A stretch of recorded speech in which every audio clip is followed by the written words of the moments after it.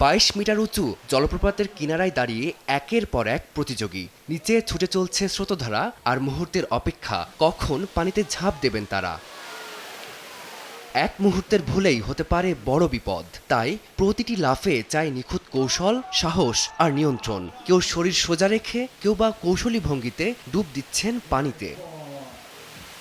বসনিয়ার জাসসে শহরের বিখ্যাত প্লিভা জলপ্রপাতকে ঘিরেই প্রতি বছর বসে এই আন্তর্জাতিক ওয়াটারফল জাম্পিং প্রতিযোগিতা। এবারের আসরেও অংশ নেন দক্ষ ডাইভাররা। বিচারকদের চোখ থাকে প্রতিটি মুহূর্তে। লাফের কৌশল ও নিখুঁত ভঙ্গির ওপর দেওয়া হয় নম্বর। ইউরোপের অনেক জায়গায় যখন তাপপ্রবাহ আর দাবানল চলছে, তখন জাইটসেতে জলপ্রপাতের পাশে আবহাওয়া বেশ আরামদায়ক। তাই গরম থেকে বাঁচতে অনেক পর্যটক এখানে আসছেন। জলপ্রপাত উপভোগের পাশাপাশি শহরের ঐতিহাসিক ও সাংস্কৃতিক স্থানগুলো ঘুরে দেখছেন।